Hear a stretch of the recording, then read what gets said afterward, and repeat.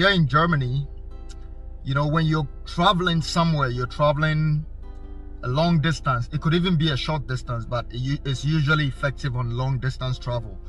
And I'm not sure where you're watching me from, if you guys have this service, but we have something here in Germany we call ller. Ller means when you're traveling a long distance, you can, you know, pick up people who are traveling your direction. You know, you can just book it online. You can just put everything online, and if people are interested and they're going your direction, they can just book it and join you. So I was traveling from, I believe, Frankfurt, Germany to Dortmund one time. This was like 2 years ago, but I don't know, for some reason I'm just in the mood to share this story today. Then I put it online on this ller. I'm sure other countries probably don't have this service, like Australia, Canada, blah blah blah blah. If you guys have it, just put it on the comment section. Let's learn, let's get educated. So I had 3 people book me, and funny enough, or these 3 people actually happen to be family. They're all family. So they booked me and I accepted it. Then they joined me for the ride. I picked them up from Frankfurt all the way to Dortmund, which is like usually 2.5 hour drive. But yeah, it took me 2 hours to, you know, cover that ride because I drive quite fast. Now, these people were actually 2 young men. Probably, I don't want to mention their nationality because, yeah, I don't want to get personal here. So it doesn't really matter which countries they come from, but they joined me together with their grandmother. They didn't say that, but I assumed that would be their grandmother because it was obvious their family, you know. So it was the 2 guys and the old lady. They joined me. We were driving. After about 30 minutes of drive, after 30 minutes of drive, I could smell something funny in the car. So obviously someone had just fat. Someone just fat in the car. And I was looking in the mirror because there was grandma in the back, and there was one of the guys, the young man, in the back, and there was one with me in the front. Now I started looking in the mirror, the driving mirror, checking the people in the back, what their facial expression is, because I couldn't just believe that we're making such a long journey. Well, it's not too long, but we're making such a journey where we have still 90 minutes to drive and someone could actually do this to us. So I wanted to be sure who was responsible for what just happened. I was looking in their faces. Everybody was looking innocent. Then I looked at the young man sitting next to me in the front. He was equally looking innocent. And I was thinking to myself, who the f could have done this?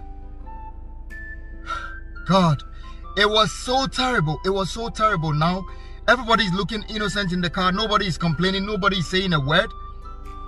So it's difficult to, you know, figure out who is responsible for this shit that just happened. Now, I'm sorry, but before I could say, yo, I had already inhaled a bit of this stuff, and there was nothing I could do. The only option was to roll down the glass, you know, so some fresh air could come in. Yeah, so this was what I was thinking. But on the second thought, I was thinking, no, we're all gonna die here today. Whoever did this to us, we're all gonna die together, including that person. So what I did was took one more, you know, smell in there to figure out, you know, who could have been responsible. Now, when I smelled this thing here, you could tell that there was some 50% carbon monoxide inside. It was a bit spicy, you know, and you know, you could also tell there was a bit of carbon dioxide. There was magnesium, you know, a bit of magnesium here and there. Carbon dioxide. There was no oxygen in it because you couldn't breathe. You just couldn't breathe. So it was carbon dioxide, carbon monoxide, magnesium. Now, when you check all the percentages, magnesium had like 63%, carbon dioxide had 40%, and carbon monoxide was like 28%. And the pepper inside that made it really spicy, that was like 89%. And for somebody to have all these combinations, the person really has to be like over 60. So obviously this was coming from grandma. Grandma had just killed all of us. I was like, damn, we all gonna inhale this shit and we all gonna die. We all gonna die in this shit together. There's no way anybody's gonna escape this, because everybody's trying to act innocent when they actually know who is responsible, but nobody's saying anything. We are gonna die here today.